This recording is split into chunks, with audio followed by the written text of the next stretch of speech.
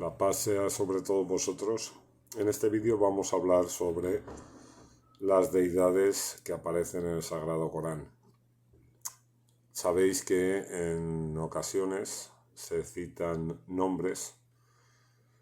Os dejo un vídeo que esta vez lo he recortado y lo voy a añadir al final de esta grabación para que podáis ver el trabajo que hice en relación a aquellas deidades que salen mencionadas en la historia de Nuh. Es bastante interesante y os lo dejo ahí para que podáis daros cuenta de que el Corán no es un libro, como muchos piensan, basado en historias antiguas que ya no tienen ninguna validez hoy día. No, el mensaje coránico es muy actual. Como siempre os digo, está creado sobre una estructura que nos permite aplicarlo en cualquier época y en cualquier momento. Y vais a ver en ese vídeo un ejemplo muy claro de ello. Ahora os voy a mencionar, a petición de un hermano que me ha escrito un mensaje, las deidades que aparecen en el capítulo 53, 19, 20. En estos versículos leemos Allat, Al-Uzza y Manat.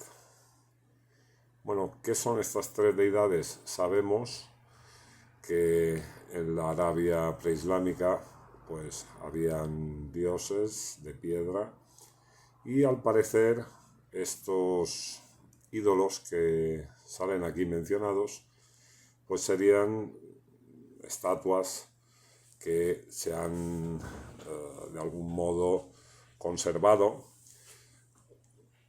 Las estatuas, las historias, pues como siempre son bastante contradictorias.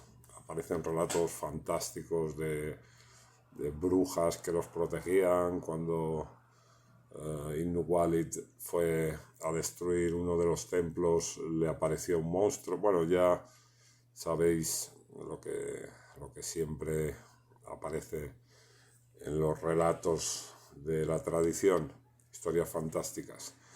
Vamos a citar los significados básicos que encierran cada una de estas tres deidades dentro del texto coránico y vamos a intentar extraer una enseñanza que es lo que realmente cuenta, lo que nos interesa.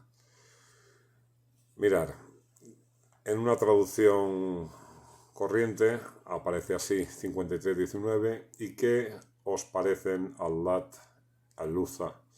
Bueno, este Afaraitum, que se lee normalmente como ¿qué os parece?, tiene el sentido básico de ver, pero también se entiende en árabe como una pregunta, como ¿habéis considerado? O es una manera de hacernos fijar la atención en algo, hacernos reflexionar sobre una cosa. Allata, este término, que es la primera deidad que aparece en este pasaje, se puede construir desde 4 raíces distintas.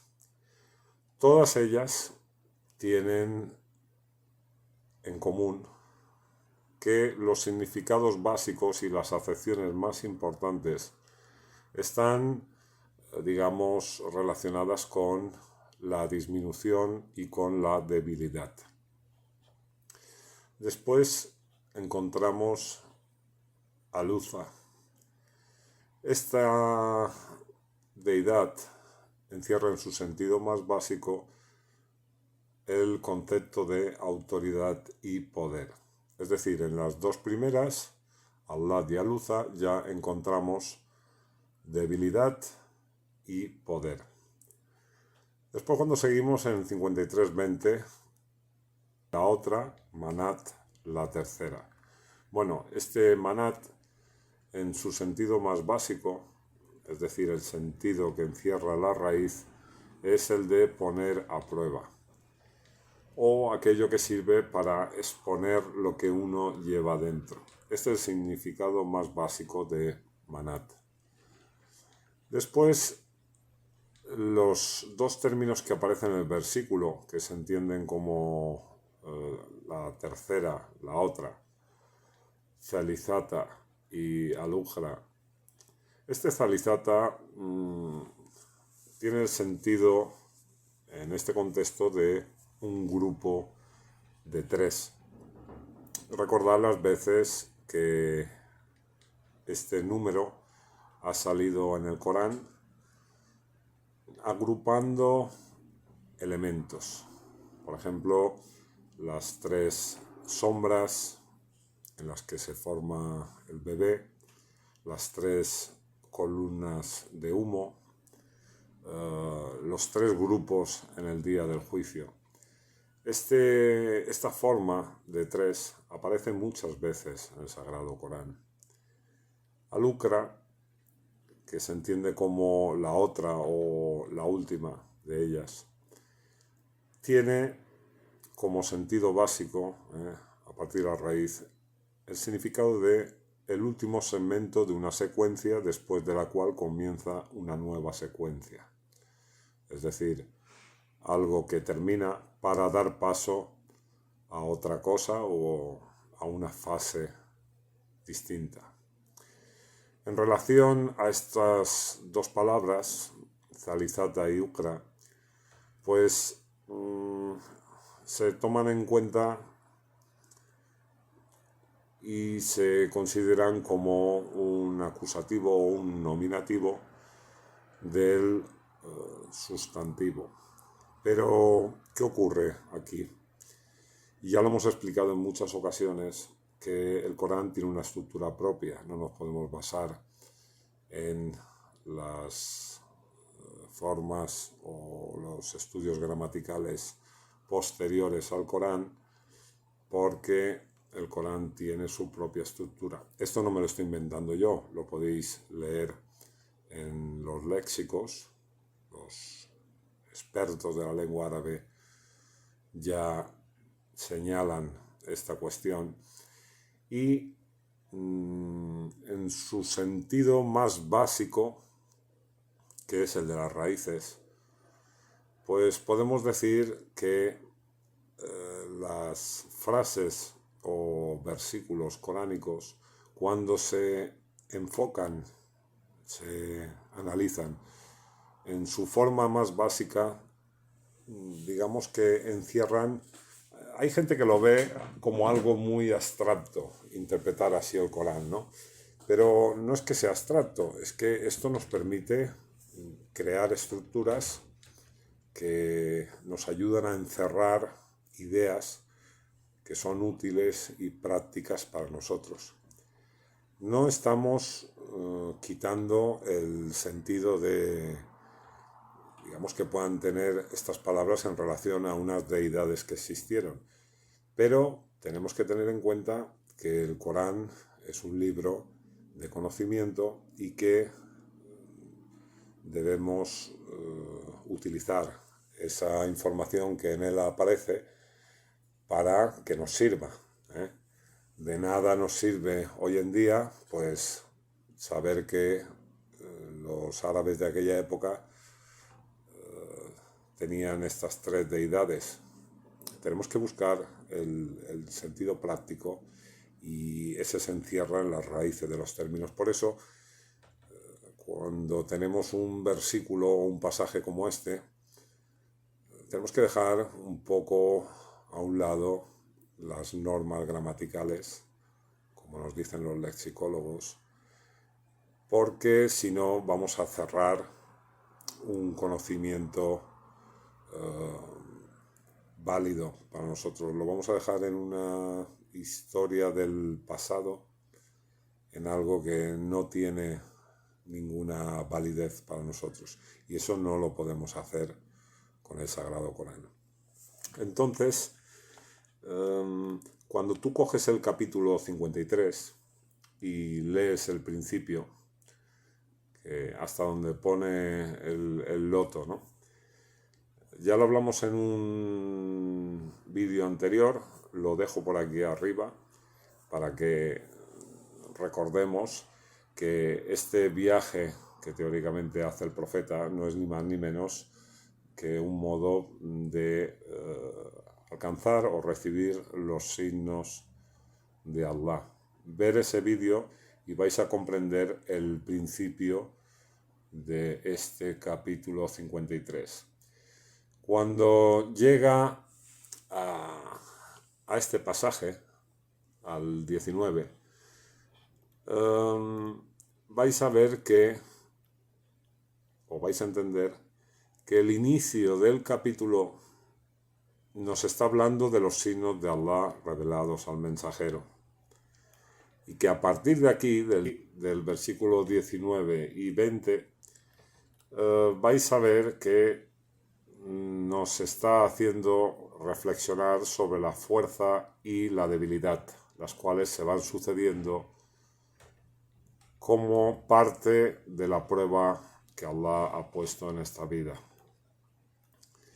Y a continuación, después de estos dos versículos, vais a poder ver que hasta el final del capítulo, que se nos están mostrando ejemplos gráficos de este ciclo formado por tres elementos y que se nos dan detalles de la forma de pensar y actuar de quienes siguen los signos de Dios y de quienes los rechazan.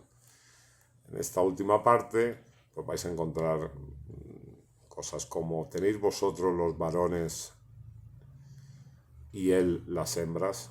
Claro, esta traducción, pues aquí donde pone varones, la raíz del término es la misma que dikra, que recuerdo. Entonces tiene el sentido de poder y de fuerza, y hembras en su sentido más básico también significa debilidad e impotencia. Como siempre os digo, no penséis que la lengua árabe es una lengua machista, donde aparece hombre como fuerza, pues también existen elementos de debilidad, y donde se menciona hembra como algo débil e impotente, también aparecen conceptos o acepciones que encierran fortaleza y capacidad. Entonces estamos señalando solo los sentidos básicos, y eso es con lo que nos tenemos que quedar. Que no se os vaya la cabeza por los cerros de Úbeda ni os metáis cosas raras. Hay que buscar siempre la esencia para construir una estructura que nos sirva. Esto se podía entender, tenéis vosotros los varones y él las hembras, como vuestra filosofía de vida es poderosa y la que viene de Allah es débil e impotente. Porque esto es un pensamiento que tienen la gente que no cree o que rechaza el mensaje de Allah. Eso sería un injusto reparto. Después, donde por ejemplo dice no son sino nombres, este asma se entiende también como atributos, no solo nombres. Y si veis al final del versículo dice: a pesar de que les ha llegado la guía de su Señor. Es decir, todo está relacionado con el inicio del capítulo, en el que se habla de los signos de Allah.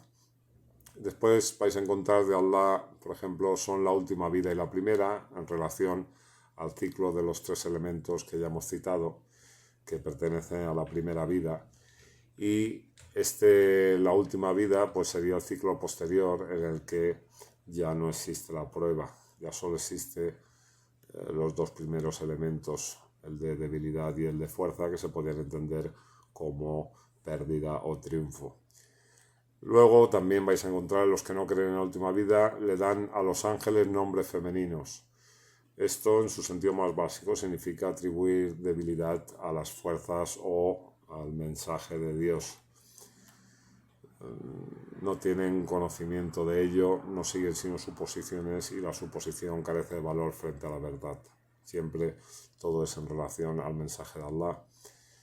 Y fijaros como también dice, apártate de quien le dé la espalda a nuestro recuerdo. Otra vez la misma palabra, que podemos aquí relacionar con hombre en su forma más básica, porque también tiene que ver con Dikra.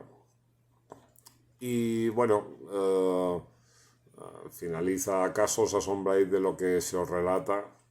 Es decir, de los signos que el mensajero les está trayendo. Todo este final del capítulo guarda relación, pues eso, con un ejemplo gráfico de lo que nos ha comunicado en la parte, digamos, primera y segunda del capítulo. En pocas palabras, y para resumir, lo que nos está diciendo es que el mensajero recibe unos signos. Después nos está diciendo que la gente que no cree tiene una percepción de esos signos, es decir, piensan que es algo inútil y que lo que ellos, su filosofía de vida, es la correcta y la adecuada. Y después se nos continúa pues con el ejemplo y cómo les va a esa gente que tienen esa filosofía. Nada más, un fuerte abrazo y que la paz sea sobre todos vosotros. Bueno, ahora vámonos al capítulo 71, versículos 22-23, que es donde se relata lo que os quiero explicar ahora. Dice así el Corán: y urdieron una gran estratagema los líderes que se oponían a Noé, los que mandaban en la sociedad, diciendo: no abandonéis a vuestros dioses, no abandonéis a Wat, ni a Suwa, ni a Yagut, ni a Yauk, ni a Nasser. ¿Qué significa esto? Que Noé, sabéis que siendo un profeta, les estaba trayendo los valores que Allah subhanahu wa ta'ala le había revelado. Les estaba trayendo el mensaje del Dios único, el que traen todos los profetas. Y entonces estas deidades, estas 5 deidades que se mencionan, aparte de ser trozos de piedra de los que nos han quedado restos, porque sabemos que tienen su origen en Mesopotamia, la antigua Siria, y que se introducen poco a poco en la Arabia, ¿no? Pero además de simbolizar a ídolos de piedra, también se tiene que entender como 5 principios de un sistema social basado en la destrucción de la dignidad y la moral del ser humano. ¿Por qué? Porque cuando se están estos líderes enfrentando, están llamando a que la gente no lo escuche, se lo están exponiendo al pueblo como las bases de su creencia, de los principios que sustentan su sociedad, el bienestar en el que viven. Fijaros lo que representa cada una de estas deidades. Os voy a separar a las 5 y vamos a ver el sentido básico que tienen en árabe estos términos, junto a una pequeña explicación basada en las acepciones que se pueden formar con la raíz de cada una de estas palabras. La primera, Wat, el significado básico de la raíz de esta palabra es amor. Y de ahí se construyen los conceptos de sentimiento de amor idealizado, de amor platónico, el desear pertenecer a algo, y las estacas que se utilizan para fijar una tienda de campaña en el suelo. De estos significados podemos entrever que representan la ilusión de vivir algo que no es real, de crear un sentimiento de una sociedad ideal o perfecta que nunca va a llegar, promoviendo el deseo de pertenecer a una determinada entidad, ya sea un grupo religioso, social o similares, ¿no? Esto es la representación del quedarse aferrado a un sistema, un modo de vida obsoleto, que como las estacas de una tienda, fija al individuo a la tierra y no permite que se mueva ni que progrese. Porque era una ilusión, Watt era una ilusión que se le estaba inculcando a este pueblo. Entonces, fijar los significados que tiene. Si nos vamos al segundo, Subwa, la raíz de la palabra significa abandonar a su suerte, negligencia, dejar suelto y sin protección, dejar que los animales anden sueltos sin un pastor, animal que deja desprotegida a su cría en un lugar donde otros animales pueden matarla, decadencia, rivalidad, instante, el tiempo presente, vivir el momento, efusión de esperma, zona genital y fornicación. Todos estos significados están en esta segunda deidad, la raíz de Subwa. De ahí podemos deducir que se estaba alentando a un modo de vida en la que todo el mundo camina libre, en el que las familias o instructores no tienen ya la fuerza para proteger a los suyos, y en la que es fácil perderse porque ya ha sido anulada la posibilidad de ejercer poder sobre otros para darles una educación correcta. Se trata de una sociedad que conduce a la decadencia del individuo y a la rivalidad sin sentido, que enseña a vivir el tiempo presente sin pensar en el mañana, y que promueve la libertad sexual y el libertinaje como herramienta de debilitamiento social. Entonces, es curiosa esta segunda deidad. La tercera, Yagut, tiene dos significados, la raíz, porque se puede construir con dos raíces distintas, ¿no? Una, el significado básico es pedir ayuda, y el otro, lluvia o beneficio. Fijaros cómo está dando lo que ofrece el poder y lo que pide el pueblo.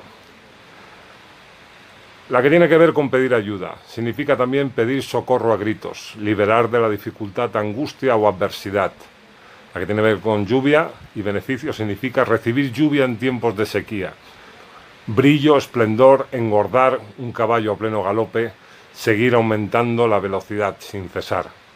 Bien, esto implicaría la idea de una sociedad que ya solo busca el auxilio del poder o Estado, que pide socorro para ser liberados de una dificultad y angustia que ha sido provocada por el propio sistema implantado, haciendo que irónicamente pidan a sus verdugos recibir la lluvia o la ayuda que acabará con la sequía que aquellos mismos les han impuesto. Una sociedad que viven bajo el brillo y el esplendor del mundo que les ha sido diseñado, que viven la vida a toda velocidad, continuamente estresados, pues así les ha sido planeado. Bien, la cuarta deidad, Yauk, su raíz tiene que ver con obstaculizar, incapacitar o impedir que alguien materialice su intención, no dejar avanzar, estar cautivo, quien no hace nada bueno o quien impide a los demás hacer el bien, problemas de la vida que hacen que uno se preocupe únicamente de sus asuntos y evite o rechace todo lo que tenga que ver con ellos, rechazar, dar la espalda, cobardía.